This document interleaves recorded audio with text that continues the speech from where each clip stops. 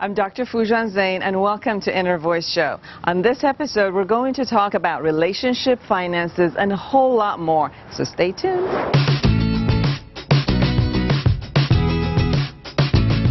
Hi, I'm Dr. Foojan Zeine. I'm a psychotherapist. I'm an author and an international speaker.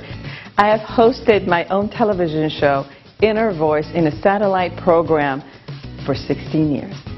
Whether it's premarital counseling or through their marriage, how to deal with children, and if they're going through a divorce, to teach them how to communicate better together. In actuality, I think my job is very important to work with individuals and the couples in order to make the most important relationship of their life healthy, which makes them healthy. On my Inner Voice show, I actually interview some of the prominent psychologists and entertainers in English, and I also speak to some of the psychotherapists who are Iranians and the artists who are Iranians, and I speak in Persian to the Persian population around the world, from Iran or Europe or Japan, Australia, all over the United States and Canada, because obviously I was born in Iran. Where's Dr. Zeine? Dr. Zeine? Hello. You also have been trained in my specific methodology and techniques, correct? Yes. Are you willing to talk to her after this show? Absolutely. And tell her the step-by-step that she needs to do to deal with what I believe is an addictive personality? Yes, absolutely. The family goes through a lot. For boys who are becoming girls, the fathers of the family suffer. They will keep being confused. They look at all the childhood pictures that they've took of their son, and now they look at somebody who's standing in front of them and supposed to be their daughter. Coming up, I'm going to be talking to a psychotherapist about awareness integration model. You really want to know what that is, huh? Coming up. Stay tuned. Hi. I'm Dr. Foojan Zeine, psychotherapist, and I'm here with Nasreen Bafordari, licensed marriage and family therapist. We're going to talk about awareness integration model, a psychological model that I have originated, and Nasreen Bafordari is one of the first therapists who has actually learned and has been utilizing it with her clients. Thank you for coming. Thank you for inviting me. This is an honor. Some of the major topics that I actually talk to my clients who are couples are first talking about sexuality. Many people don't know how to talk about sex. Concept of communication about it is something that I actually have to teach the couples in how to do. We talk about sexuality. Many people come into their sexuality in a very automatic way. We can go through the whole experience and wham, have a great time, but being with another human being, it actually takes skills. So becoming aware of every area of how we think, how we behave, how we feel, how we communicate with another human being in order to have an amazing sexuality is part of what we also teach in this AI model. So much of our sexuality. People don't talk about finances a lot. They don't have a system. They come from two backgrounds of how they actually have created their finances, and I have to help them create a system and have a great communication in how to follow the system. Another main topic is when they actually have children. Now remember, two people, two backgrounds, two cultures, two sets of values are coming in, and now they actually have to bring those together, and that's where they need how to communicate, be flexible, and really negotiate on one way of handling their kids. Duet, sometimes you guys are entering each other's space and singing together, and then solo. How does that experience for you? The funny thing is, in-laws, we have to deal with them. They're always there. They're going to be there. We didn't marry them, but they came with a package. So somehow we have to really, really work with them. And if I have to actually add one more topic that I've had to deal with a lot of couples and individuals is addiction. Whether it's an addiction to alcohol or drugs, pornography, cell phone, computers is one aspect that really, really affects the person's life and in their relationship. With people who are going through recovery from addiction, they've had some sort of a trauma in their childhood. And when we work with the awareness integration model with them, clearing the trauma, the choice and the chance for them to relapsing is really minimized. I have been in the field of psychology for about 25 years. I started with seminars in ontology and psychology almost the same time. And I know you were part of the pilot study that we did.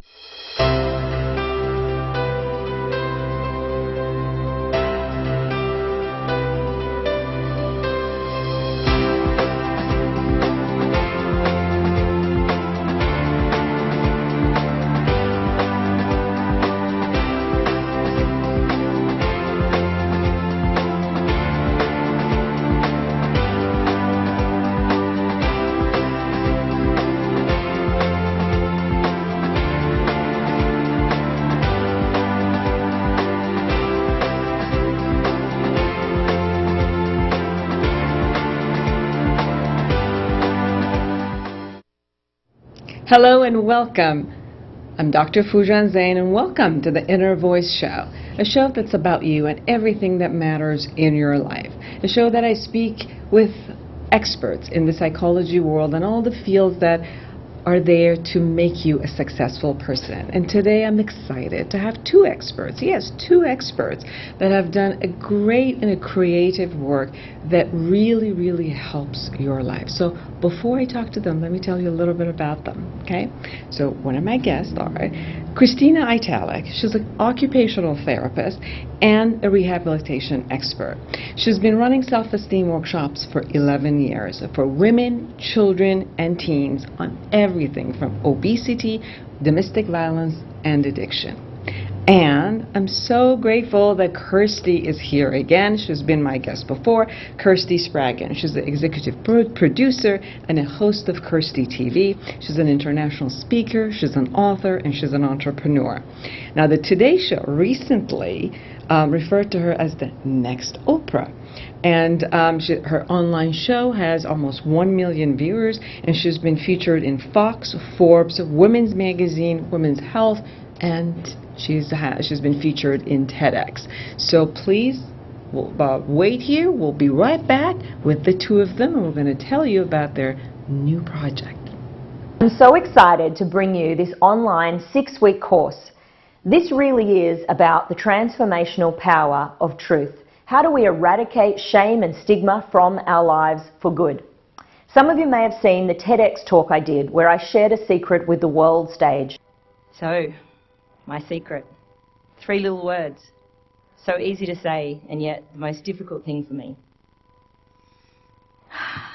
The talk was titled, "You're Only as Sick as Your Secrets." For 18 years, I kept my secret, and it insidiously infected my life in so many different ways. I truly believe that our secrets make us sick. Shame is highly correlated with depression, addiction, eating disorders, violence, bullying, aggression. All of those things are what are triggered by us keeping deep-seated shame and secrets. Stigma infects our lives as well. So how do we start moving forward? After I did that TEDx talk, I was inundated with emails from thousands of people in over 200 countries and places all over the world, asking me one question: how do I get to that place? How do I be brave enough to share my secret? Now, not everyone wants to share it with millions of people across the world, but we would like to be able to be courageous enough to share our truth, to be seen by 1 or 2 people who matter to us most. We're going to figure out how we do our healing work. How do we figure out how to stop numbing? How do we open up with people around us and start that process of disclosing our secrets? Sounds scary, I know, but together we will be able to get through it. And every week we have different experts, psychotherapists, doctors who come on the show, and they'll be helping us with that process, teaching us what secrets do to our life and how they impact us and how we can move forward. We'll have homework every week, so you'll be journaling, you'll be playing along with us. We'll have an online community where you can connect with like-minded people who are going through the same thing, and we'll be able to work on this together, and I'll be there all the way. I know that you can get there too, to that place where you feel lighter and freer in a way that you never knew was possible. And after 18 years, let me tell you, it feels so good. The truth really does set you free. So I know that this is completely possible for you to live your best life, your most authentic life, to be yourself fully expressed in every way. Come on this journey with us and join us at KirstyTV.com to find out all of the details, and I can't wait to see you there with us. Hello again. And hello. Hello. Hello. We're so excited to have the two of you here. We're excited to be here. Actually, I have not met you before, so it's really nice to meet you. So nice to meet you I've seen you on the videos. So let me tell you guys, you're like, what are these women talking about? So I'm going to actually let the woman who decided to create this wonderful course to tell you how come and how it all started, right? Yeah. It actually started with you and the TEDx talk. Yes, Okay. it did. So It did. Tell us about it. Well, 2 years ago nearly, December will be I call it my rebirth day, because Yes. I really feel like when I shared my secret, I rebirthed myself. There was a freedom that after 18 years I didn't even realize was going to happen. I think I felt like because I'm sharing this story, I'm ready. I must be through it all. Yes. And then after I shared it on the TEDx stage, the talk's called You're Only as Sick as Your Secrets, and I shared my secret with the world. That was almost the beginning of the healing journey that I wasn't prepared for. So go to TEDx.com, because I really want you to see it. Go to TEDx.com, okay, and then look for Kirsty Spragon, and the name is? You're only as sick as your secrets. You're Yeah. only... Even if they Google it, you're only as if they just Google TEDx Kirsty Spragon, it comes up straight up. away. Yeah. Okay, so you can see this one. Okay, Yeah. go ahead. And so then from there, I started receiving thousands of emails from people who, some were really inspired and saying, I wish that I could be set free. I wish that I could have this experience after 5, 10, 20 years with all kinds of secrets and stigma and shame. And some of them were more heartbreaking. Some of them were suffering from depression. Many of them were suicidal and felt like there was no other option or no other way. And it broke my heart to see that. And I started writing to them, and the suicidal ones, I would pick the phone up and call, and they're like, really? You're like, I didn't even think you'd reply to it. Some people don't even think I check my own emails. I check my own emails. And I started to feel overwhelmed that no matter how many emails, how many pages, how many hours of phone calls, I could never help them enough to do the work they needed for decade-old healing. And so that was when I came up with the idea for the course and reached out to my two favourite psychotherapists and therapists and thought, how can we create something that will help people begin that healing? And I hoped that it would scratch the surface and begin, and it's Well, it been did amazing. much more than that. It really did much more than that. I know that many of you have probably seen Kirsty on my show a couple of times. We've spoken about her life, and actually she's an amazing speaker in the business world also, but what is close to her heart. And I know that when we had spoken, it was about the conversation of how our secrets, who we are, makes us and stops us or makes us grow. And how it is that it's so important that when you don't deal with what you need to deal with, that force of what you're not dealing with holds you back, and it doesn't allow you to move forward. So when you decided to put this in a course, it was really exciting, and I'm honored that I was invited to be a part of it. And seeing the ultimate results of it as it went out, it's been an amazing concept. So you got to take that. So tell me what your experience was with the course. Yeah, it was, when Kirsty first told me about it, it was like a no-brainer. I wanted to jump in because as we go through life and we hold on to shame, it we kind of just sucks us, and we get that dirty feeling, and we get that thing that we don't want to share, and then we feel like, oh, we're not worthy, and it can perpetuate in every aspect of our life. And so when she was asking me to come on, and what I got out of it was so much greater than what we even intended for it to be. And it's really about how many secrets each of us carry on a day-to-day basis. It's amazing about what we're not sharing with anybody else in the world, and it's like this straitjacket and this armor that we put on every day more and more. And through it of realizing like you're not alone, how many people are dealing with it no matter what the shame is, and how you can slowly release the shackles and have a day-to-day process and actually be like, oh yeah, that really wasn't as bad as all of this chaos and chatter that I was circulating in my head was keeping me stuck and not moving forward. So it ended up being like such a great place to see people come together as a community, but also watch them grow. It was really empowering to see people letting go of what's been keeping them. Yeah. One of the things that has come up for me as we have talked in the course and with clients and with you is that there are different types of secrets. There's types of secrets that we are holding because something happened to us that we felt ashamed, whether we were part of being sexually abused or molested, or we were participating in sexual activity and we got STDs, or there are different versions of things. Depression. People, you know, the weirdest things people are depressed about, people are scared about secrets that I wouldn't have thought would be shameful. Right, but hold on. There's an aspect of secrets that it's about us and us doing something, and then we hold the secret. The addiction is a part that we've done something, and then the disease came, or we've stole, or we've robbed somebody, or we've we're lying. And then there's also secrets that we're holding other people shame because they're the one who've done it. We're the recipient of it, and we're still holding the shame.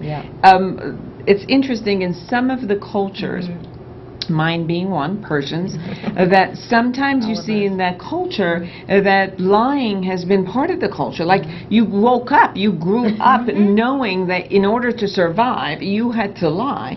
And then that lying by itself then holds the shame, holds all of those aspects. Have you noticed through the course, as you were going, that if the difference between these two shames had affected people, and I know that you're getting a lot of feedback from people who are taking the course, and I know you've been working with a lot of men and women, and you on KirstyTV, you've talked to so many people. You got to watch that too, KirstyTV. I keep promoting everything because they're just amazing. I don't want you to miss it.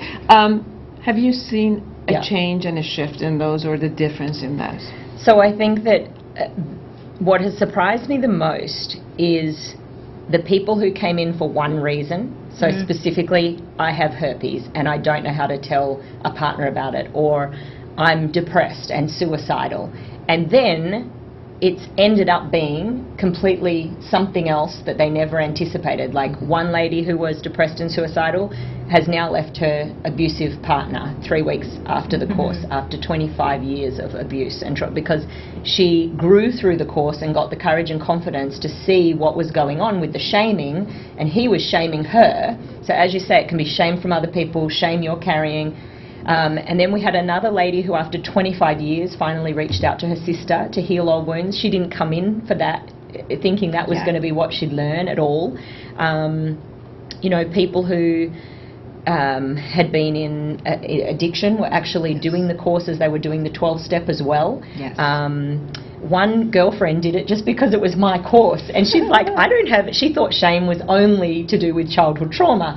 And she goes, I realise that my shaming is that I'm in perfectionism and not good enough all the time, running this tape of shooting on myself. So it was just fascinating to me that people learned so many different things about themselves. But I think most importantly, they grew through the course because each week builds on a different topic, and they developed tools and skills. So we're now 6 weeks out of the first course is finished, and the new group are starting in 8 or 9 days. And the last group have still been communicating with me and sharing what's going on. And as soon as they have a trigger, you know, like the one lady leaving her partner after all this time, another one was just going through a divorce as she did the course. It's really great that they're using those coping tools and skills, and they're still journaling and doing all the homework. It's blown my mind that they've taken it on. They now have like these tools in their backpack for life and to be courageous. And I think also what's been wonderful is because many of them had had therapy for years, and they had tried different processes. And I think one of the things that has worked really well for them is that in all of the testimonials that they send me and the feedback that they send me, one of the first things they say is, I didn't realise there were so many other people. Yes. So I think that's a difference, that it's not isolated, they're doing it in community. Yes. And some of them play it safe and they sort of are in the background and you don't know they're watching for the first couple of weeks, then they join the Facebook group. And some of them from the day one were sharing in ways that I never imagined. They were sharing from day one childhood molestation and all kinds of things that were very brave to do when they didn't know the group yet. But because of that vulnerability, they were a family and a group for those 6 weeks, and many of them have stayed in contact with one another, and they continue to help each other heal and grow and just form that connection that's amazing. Thank you. Now, shame is one of the primary emotions, and I'm sure that with all of the work that you're doing in your conferences, seminars, from domestic violence or addiction and all of those, obesity, body image, there are so many of these issues that underneath it all is shame. Yes. It's so interesting when, as Kirsty was saying, is like when they come in for one reason, they're getting so much more. And I feel like our culture is desperately wanting to be accepted for all they are, those dirty little secrets that aren't so dirty, and for everything that we carry on. We're wanting to be accepted, and no matter what you just said, no matter if it's obesity, no matter if it's addictions, if it's domestic violence, anything that we're carrying on, people wanting to know that I'm okay.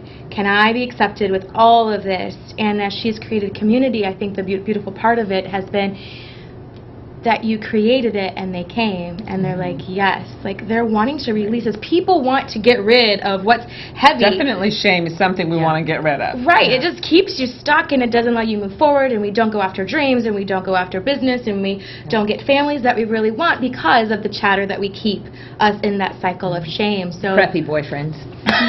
Crappy boyfriends, crappy partners. Because we feel like we're less than, that we have something, if they found out that, they won't love me. If they found out that, they'll leave. If they knew that, they won't be around.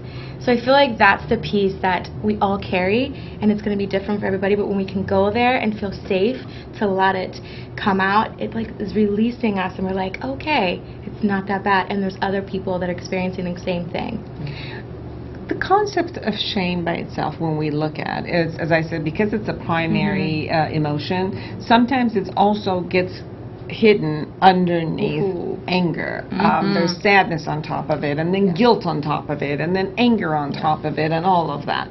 And one of the aspects of the releasing, when it happens, it's that you also get to release many of these layers. And then when you see it in the community where you're part of the course, that you're actually going through stages and understanding and then hearing everybody else's, in that realm you get to remember and acknowledge and become observant of what it is about you that maybe you weren't noticing at that moment, and get an opportunity to share and get an opportunity to release all of it as a clump. Have you noticed that with your course? I think what's really important is that people feel safe to do it. I'm very conscious that this is a private group, only people doing the course, and we manage, I mean, thank God we haven't had any issues. Everyone has just been amazing. But we are there to manage that and make sure that the conversation stays positive and supportive, but that people also understand that they're not therapists. The therapists are in the videos, but the Facebook group is to continue the learning, continue the dialogue and the conversation around what's coming up for us. So each week we talk about a different topic, and that conversation is had, and we discuss what we've learned from both of you. And then the second thing I would say is, you were talking about shame and the layers. I think that what happens through the 6 weeks is people realize that they didn't have a word. They don't typically know. Like, I could never have told you what I feel ashamed about before, but I have 18 years of it with living with an STD and sharing my secret and all that comes with that. And many other, as you say, small secrets that really aren't that big a deal, but you hold on to them.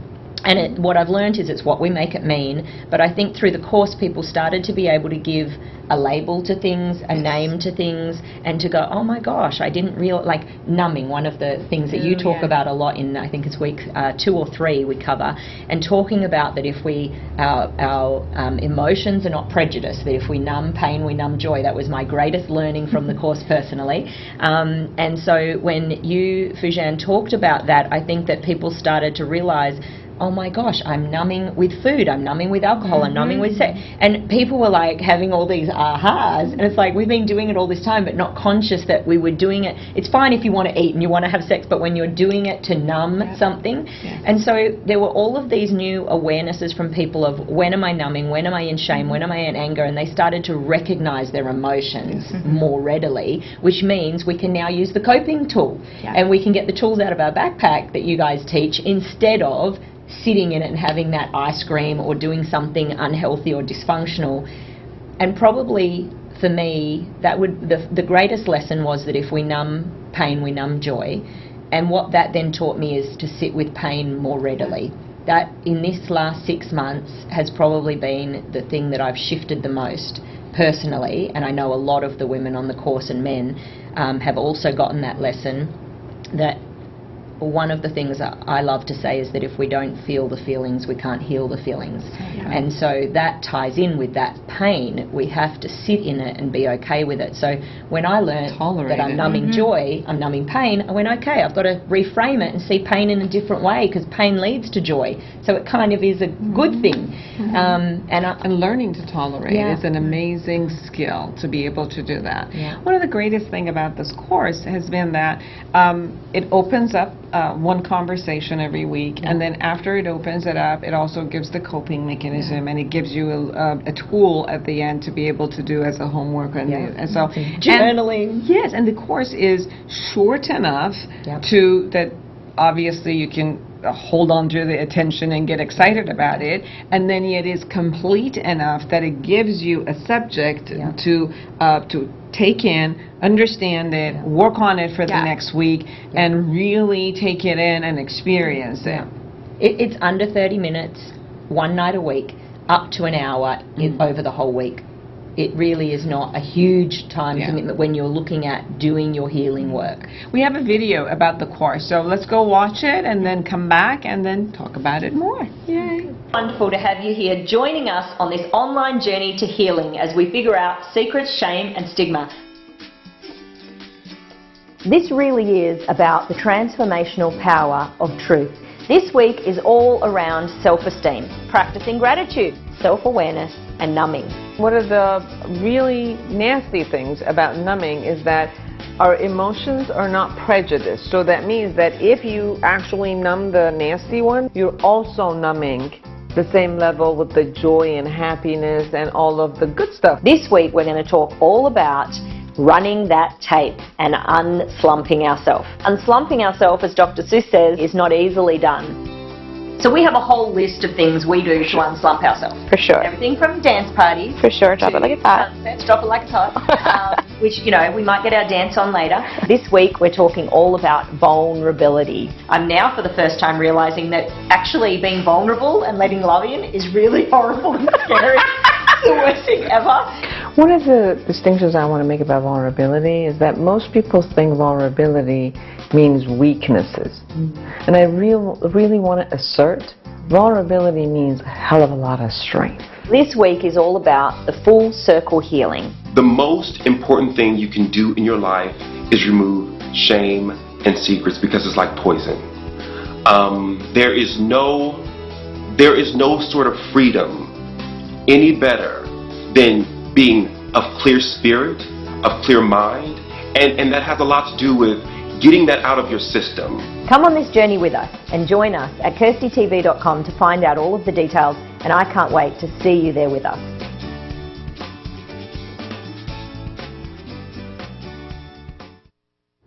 Hi again. So if you want to get the course, you can see the KirstyTV.com right under the screen. So go to that, go to the course, take it on, and I promise you, you will enjoy it. Obviously, she's done a great job. Obviously, she's done a great job. And obviously, I'm in there, so I'm going to tell you I've done a great job. So you've got to go and see it. But all joking around, and I'm really not joking, but just for the sake of being humble about this, the course has how many weeks? It's 6 weeks of intensive inner work. You know, there's no point doing it unless you're going to commit and do the work. I had one girlfriend who signed up, she watched the first video, and she was like, I'm not ready.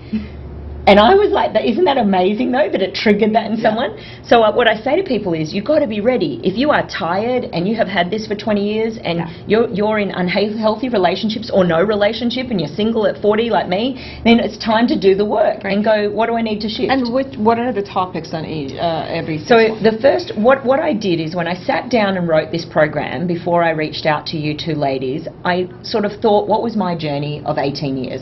How did I, because that was what people were writing to me doing, saying how. And I had done a lot, every kind of therapy and EFT and Reiki and everything from spiritual to medical. I tried it all. And what I thought is, before we even get to the secret and the shame and asking someone to share it with someone, we need to start back here. So I went, the first thing is they need to get ready and get strong. And that was the title for me of the first week. And for me, that's self-esteem, it's self-worth, it's looking at how do I be strong enough in myself that I care less about what someone else thinks of me and more about what I think of me. Because if I'm going to share this at some point, whether it's with one person or 1,000, like I did with the world, no matter what, you have to be okay with you. Then the second week is around anxiety, because... Hold on one second. Let's go one at a time. Okay. So the first one, she is a bombshell, isn't she? She's that good. She is. She's very excited and exciting.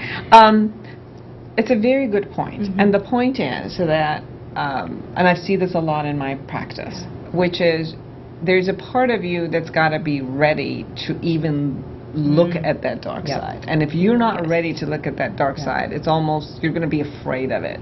So getting the courage to even look at that part of you is important. And how to set yourself up so that when you look at that part, that you don't judge it, that you can look at it from an observant but a neutral observant place, and then go to that space and look at it. And what was your experience with the first one? With the first week, she and I were talking, Kirsty and I, and it's really about looking at that secret that we're keeping dirty, because we feel that way inside, and I mentioned this earlier. And how do we get okay with that? What do we need to doing? Like, what does our self-worth look like? And what are we putting our self-worth? If we're feeling like we're not worthy and we're staying in abusive relationships, if we're not worthy and we can't have an intense conversation, if we're feeling like we're not worthy and we are hiding, we're not able to share the deepest secrets that we have inside here. And so really finding that place of, okay, what's safe for me to do right now? Where can I start? Where can I start allowing it? And one of the things that we were talking about is journaling, of just getting it out. And I feel like that's one of the stepping stones of getting okay with sharing, is really allowing ourselves permission to feel it and get okay with however that wants to be expressed, and not run from the emotion and to numb it. Because I feel like one of the powerful things that you guys mentioned before is to stop numbing. Our cultures and cultures around the world are all about don't feel, don't express, be stoic. But in order to really progress, we got to feel them. And we have to know what anger feels like. What can I do with anger? You know, like, it's going to move. How can it be constructive? I'm going to feel sad. Okay. Well, is it going to take me to the depths of my, am I going to be okay there? And if I'm not, she has a support. She's having conversation that's walking them through there. And I think that's a really important value to people when we're in the very beginning stages of being like, okay, I have this. I want to do something with it. Okay, I'm feeling that. Where can I go that's safe to explore? Whether it's a really close friend that you can trust with the darkest secrets, and if it's not, of doing the course where there's people alike having similar shame, and then yourselves are like writing it out, just getting it out of our heads. It's one of the very first most powerful things. Is like, okay, it's here, it's on paper, it becomes tangible, because now paper is tangible, and it allows that start shifting of energy to come from so held to be like, okay, this is what's going on. So I feel like that was a lot of what was going on, of just being like, all right, well, here it is. It's cathartic. And what's interesting is someone who's starting the course was emailing me today, and I mean, everyone's really nervous because there's a lot of journaling. Creative journaling was what I decided would be the way we would do the homework. And at first people are like, I don't journal, I'm not creative, I don't do art. And when I first can't write. started, mine looked like chicken scrawl, and now it's like beautiful and watercoloured and glitter all over it. But it's interesting, everyone who resisted the journaling had so much fun with it, and they're now doing it still 2 months later. But this lady wrote to me and she said, so then I have all this negative stuff. If I journal right now, all I'm going to do is put all this negativity on the page, and should I only be journaling positive things? And I'm like, honey, like that's the whole point of the quote. You can't filter yourself if that's where you're at today. But as we go through, the great thing is that it's specific homework, so we're not asking them just to write and in the beginning. There's specific actions that we ask them to write a gratitude list or to look at something specific, and it starts off small and then it builds as they get their courage and they get their confidence. So it is done in a way that feels safe and supported. You don't have to be sharing publicly if you're not ready within the group, but you can hang back and watch. But the artwork, I shared with her some of the things that have come in when she was worried about it, and some of the darkest things are actually the most beautiful journaling papers we've seen. We had a lady who had lost her daughter to a heroin overdose at 19 years of age, 4 or 5 years ago, and she had not been able to set foot in that bedroom. And from week 1 on the course, she would take her journaling in there, and she's created this sanctuary now, and she couldn't even enter that room for 5 years. And so she has sent us some of the most beautiful copies of her journaling, and even yesterday she posted a poem. Now this is a lady who would not even put a profile picture on her Facebook page and would not take photos of herself, and now there's photos of her, like selfies, and after the first week of self-esteem she has not lost it. She is just amazing like how even smiling. Just the first one can start and begin healing and bringing you out. So now the second week. Second week is anxiety, which again I kind of looked at how do we flow, and where's the journey going to go. And for me, when I was in The Secret, even before I did the TEDx talk, I remember going on a date 6 months before it and having an anxiety and panic attack because of the stress of, well, when am I going to tell them? When do I disclose? At what point? And so this is 18 years of living with, and I'm still doing this to myself. So that, when you have a secret and you have shame, again, sometimes we're not aware of it, we don't have a label for it, we don't know what that feeling is, but through the course they start to recognize, when am I in that? When do I need to unslump myself? When do I need to get out of my funk? Whichever one you want to kind of call it. And then that's the week we talk about the tools around dealing with numbing and learning how not to, when we're in anxiety, use a numbing technique to balance it out. Now, the numbing itself, it's a coping mechanism that we do, especially for people who have been abused. They numb themselves. Many people really learn how to do it from a very, very, very early age. And it becomes such a habit that it becomes automatic. So it's not, at one point you chose it, but at one point you no longer choose it. And it's like under the radar. So to even start getting where is it that you're numbing, how you're numbing, and being observant of that, it's amazing. But then the other side of it is that when you decide not to numb, sometimes the amount of anxiety, amount of other emotions that pops up and it becomes part of your body, it becomes overwhelming. So again, being observant of it and how to release it through talking, through sharing, through journaling, through looking at yourself and healing yourself becomes so important. I think also an important part of that is anxiety is because we have these feelings inside. We're feeling like my heart is palpitating and rushing, and I have blood moving through me, and I feel all these really intense sensations that we put as anxiety. And so what I like to do is we're such a head culture, and when people are in our head trying to figure it out, is to allow it to move. Go get in our bodies. I love talk therapy, I love journaling, I love all of it, we need it, but we have to move. We have to give it a portal to flow through us, because if I just sit here and I'm like, oh, okay, so people tap their fingers, they shake their leg, they do all this stuff because it needs to move. So when we're in that anxious place, my favorite thing is just to stop, go for a walk. In the course, you actually see Kirsty and I had a lovely dance party. Turn some music on, get out of our heads and into our bodies, because that is where the magic happens. Just thinking we can go in these tangible circles and we're not getting anywhere, but if we can move, we're like, okay, It just needed to move through, and I think that's also an important part. As these emotions come up, we don't necessarily have to quote-unquote do anything with them. We can be like, well, okay, I have a lot of rage coming in, maybe take a boxing class or go for a run or go hike stairs, because that's the energy that's in there. But we can start moving that through on our own, which makes us more powerful, and we feel more empowered in our own body, whatever's moving through it. Very true. The third one? The third one is vulnerability, and it's really interesting. Week 2 and 3 for different people were probably the ones that triggered the most stuff. So be ready, buckle up. Honestly, It's all good though. It's all well, and some people did. They had to step back and give themselves an extra week, and they watched the video, because you don't have to watch them all. I encourage everyone to try and stay up to date so they can be part of the class and the conversation. But there was one lady, I said to her, like, I felt like it wasn't safe for her to continue right then, and she needed a bit of space. So we're very conscious to, like, check in with where people are at in their head and emotions and where they're going. But vulnerability, I mean, I was dating someone when we filmed the series that didn't work out. I remember. And everyone remembers the conversation. I was laughing, because who gets to have calls from, like, 4 therapists, psychologists, psychotherapists when they're going through a breakup? I mean, I had a shopping trolley at the mall, and all that was in it was a loaf of bread, a box of ice cream, and some Kleenex. And this was pre the numbing class, okay? Forgive me. And then I'm getting a call She was going through every single stage. every emotion, all week, 6 weeks in one.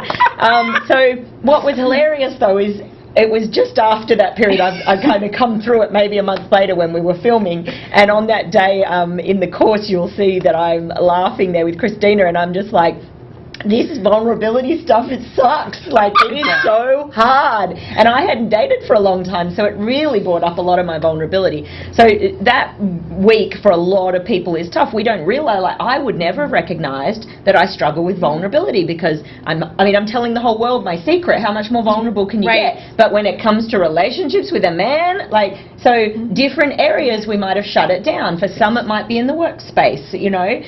For some it might be with family or relatives. And so I sort of, for some it's even friendships that they have a tough time telling their best friend something. So it was really interesting. Week 3 is all about, you know, you can't get to the later weeks and the secret and the shame if you're not willing to sit in vulnerability at some point. So we talk a lot in that week about the value of it and why it's important and what it does, what role vulnerability plays for us. It takes a lot of strength to be vulnerable. It takes a lot of strength, takes a lot of courage, and we really, really get how powerful we are when we are okay and tolerate the aspect of vulnerability. It's so true. You said And empowering. It's so empowering, and it's a practice. It is like a day-by-day choice that we have to consciously be, okay, I want to be, I'm going there, I'm going to go to that place that I can be vulnerable. And then sometimes it's like, yeah, I can't be going there right now. Wait a minute. I'm not ready. So it's that place, but it's the awareness, and I think that she's beautifully displayed in this whole course. It's like, okay, we're going there. This is a safe environment. You told one lady, okay, I don't think it's so safe to go there.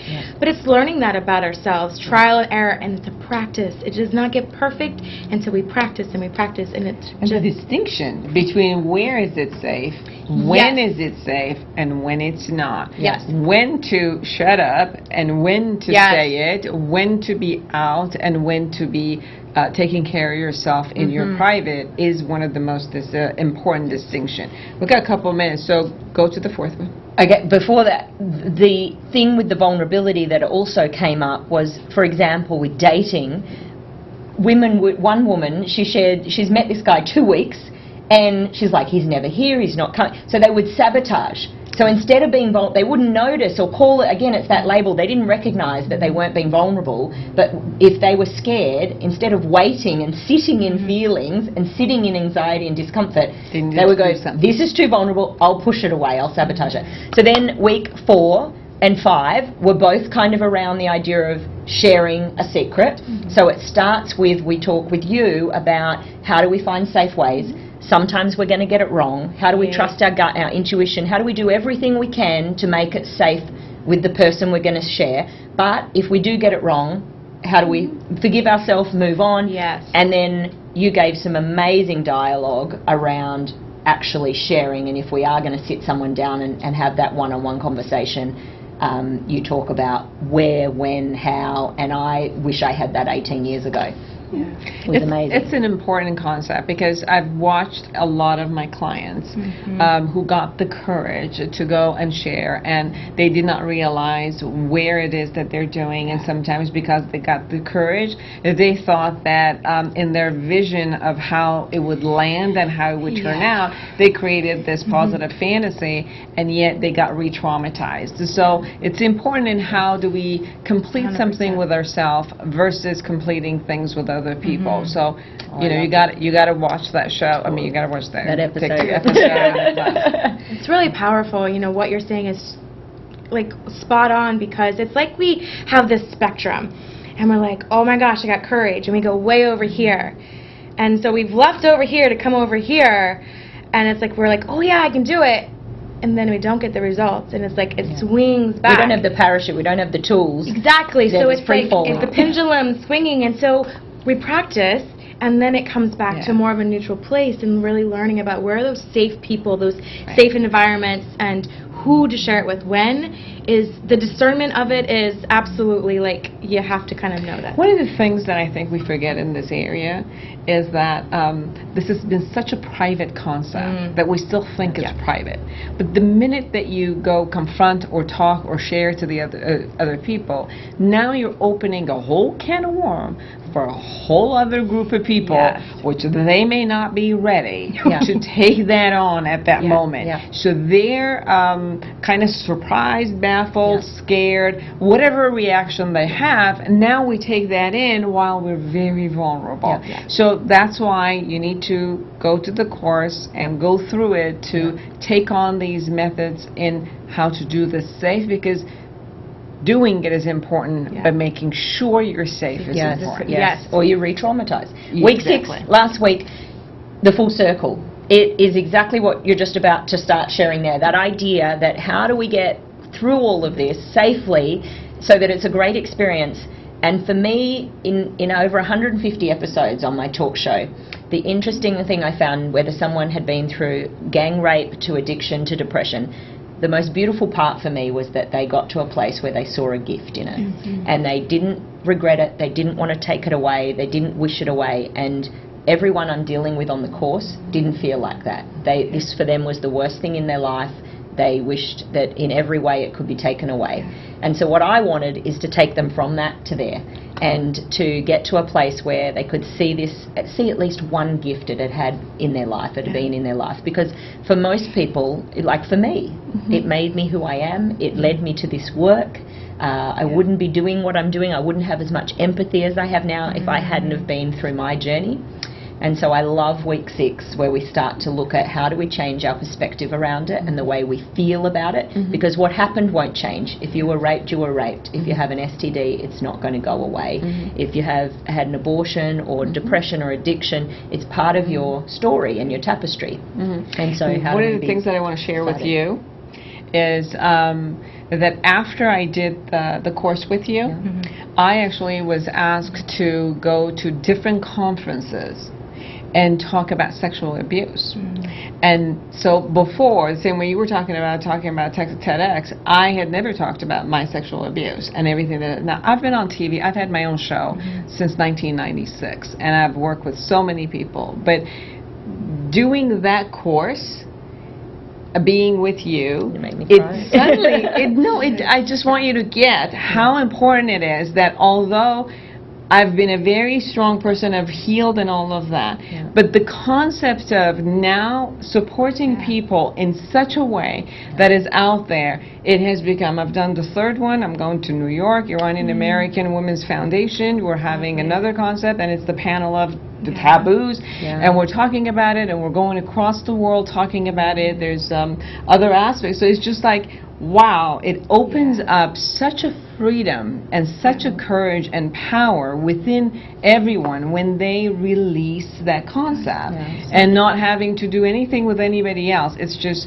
how you come out of that cocoon and feel powerful, and that power and that freedom that you experience, suddenly it gives everybody else the courage just to be free. And I think that's something that you're doing for the community, and I really thank you for that. Well, thank you for And I sharing think that. I just want to click, because what you're just saying is, you know, the big thing about it is the shame, is the stigma.